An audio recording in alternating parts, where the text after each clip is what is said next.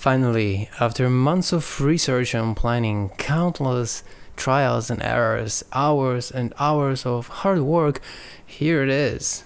Result of so much pain and effort. It's even... Oh.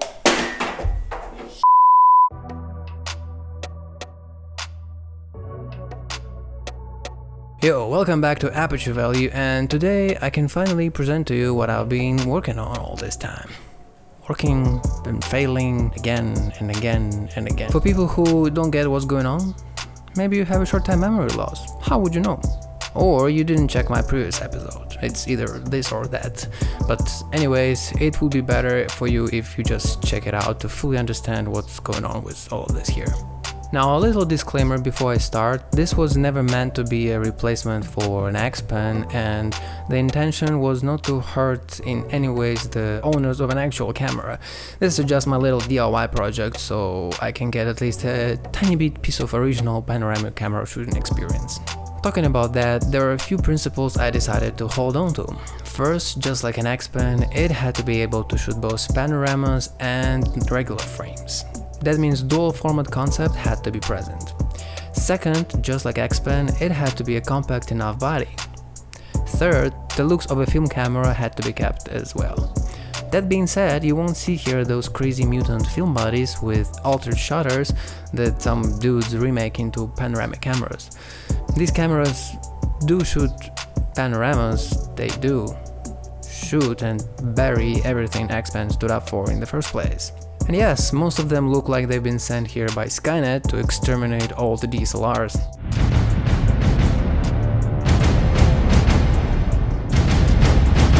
When I looked for a good camera as a starting point, it was obvious that it won't be a film camera. This has been done before, okay, and it didn't look good and brought too much inconveniences. You need to mess with the shutter and or lens mount, the metering and precise composing through viewfinder also becomes questionable. I don't need that. As a result, they're ugly. So after settling with digital, research brought me to Fuji X-Pro1. Not only this camera was created by the same company that gave us XPan and has retro looks with its beautiful viewfinder, it is also quite cheap on a used market. And the lenses, by the way, are excellent, so nothing to worry about there. Another interesting aspect that made Fuji even a more perfect choice will be something that I will tell you in the end of the video. Now you need to embrace yourself for a series of overhead videos of my work desk. After weeks of Red Bull and eBay hunting, I got myself an X-Pro1. Now you kinda get why I called it X Project, huh? The screen is a weak spot in these cameras, but luckily mine had it in great condition. But you wouldn't say that about the top plate. So, since all black is a bit dull anyway, the choice was made to repaint the top plate. At first I thought to paint it the same color as titanium Fuji X-1, but the recent X-Pro 3 also came out in that color, so to avoid resemblance I decided to stick with classic silver. And time has come to pimp my ride. I had to disassemble the whole camera body and top plate to prepare it for repaint. I also decided to get rid of engraved one, leaving just X-Pro name, also the engraving for the sensor positioning. This would make it look more minimalistic and clean. While preparing the top plate, I also removed the paint and polished the viewfinder lever switch together with the hot shoe mount. It made them look more silverish and shiny. After proper sanding and priming, I was ready to finally paint it. And I could lie that everything was a success, but nope. I made loads of rookie mistakes, so I had to strip the fresh paint and redo the job few times before finally getting it right. In my defense, from my previous video, you know that titanium is hard to paint. Well, X-Pro has magnesium alloy body, which is just like titanium, hard to paint as well. I had to find the right primer and paint that would stick together on a magnesium alloy. But finally, the work was done and it was time to assemble camera back in one piece. But before, I added some shape to a flat function button on the top of the plate. After that, I put it all together and made sure everything was working. Spoiler alert, by some magic it did.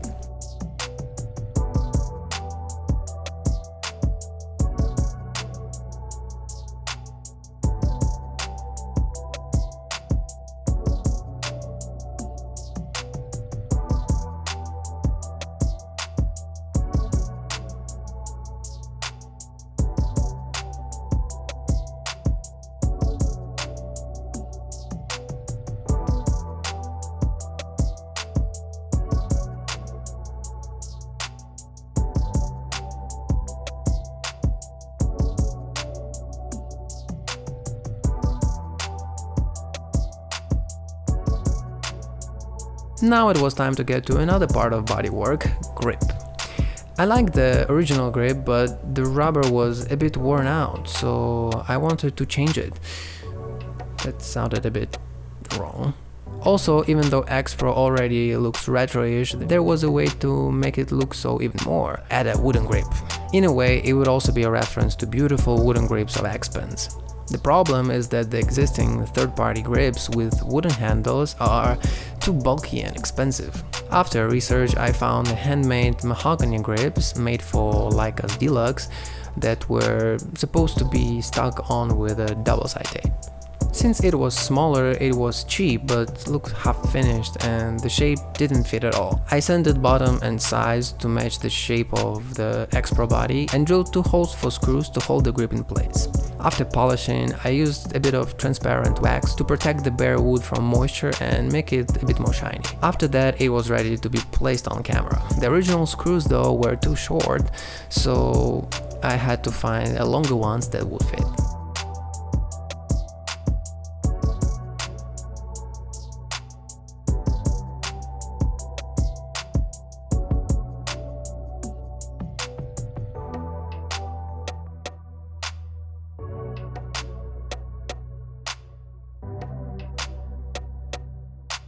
When I bought the camera, previous owner also sent me an original Fuji case, but because of new grip it wouldn't fit anymore. Without hesitation, case was cut and painted to fit the new grip, and it worked out just fine.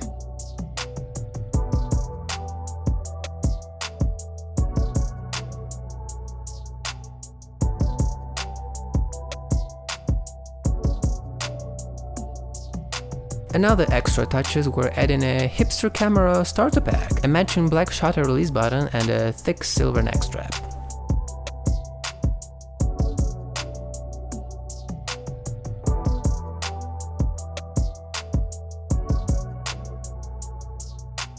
One more necessary accessory was flash. Since we're talking panoramas, it's gonna be at least at f4 or higher, so we need extra light to stay low on ISO. For that matters, I found a Japanese retro flash, National. The model is Panashot 280 and it's precisely made for panoramic shooting. Deflectors would push the light to the side so it will fill the panoramic shot better.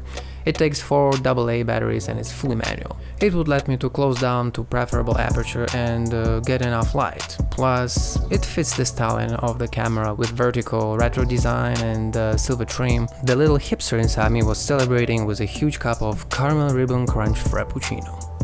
Now it was time to get to the panorama part. If you thought I would stick 2 sensors together, well, not today. If I could do that, I would probably be making an ad video for a Kickstarter or work for Hasselblad in a secret development bunker. Nah, instead we'll introduce some masking to the sensors so it's the right size and it would finally let us shoot and compose properly without imagining the crop. I took my time and 3D modeled the mask cover to fit right between the sensor and the lens. My buddies in university printed it out for me for free. The design prevents from obstructing the shutter, which sits right in front of the sensor, and also because of the specific shape it wouldn't rotate inside the camera while on the move, so the aligning will also be preserved.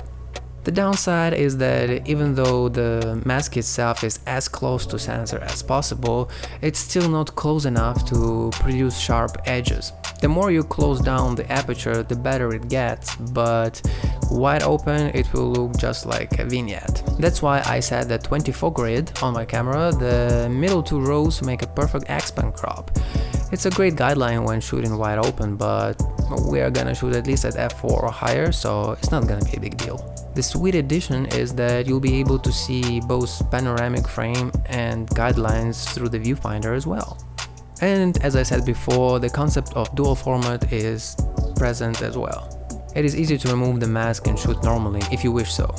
It's a win-win here, and although I agree it's not the most desirable way, you can't argue the fact that it's much less destructive and more accessible than tearing down a couple of film cameras and putting them all back in one. Another aspect of shooting was to achieve film looks, and that is why I said in the beginning that choosing Fuji has its own advantage in my case.